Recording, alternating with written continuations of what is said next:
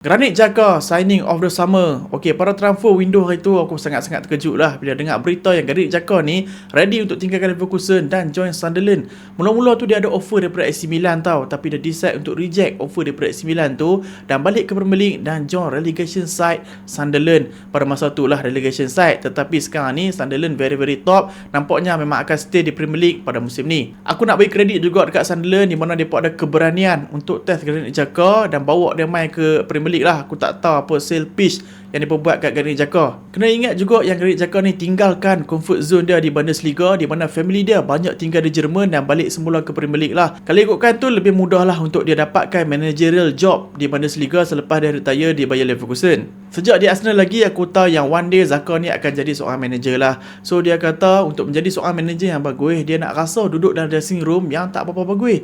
Sebab sebelum ni kalau kita ikutlah track career dia naik di Mönchengladbach, Europa League level, main di Bundesliga, very good club. Betul berpindah kepada Arsenal, 8 tahun main bersama Arsenal, menang 2 FA Cup. Arsenal adalah very big club, so very good dressing room. Lepas itu dia berpindah ke Leverkusen di mana dia menang title bersama skuad Xabi Alonso, pecah dominance Bayern Munich di Bundesliga lah.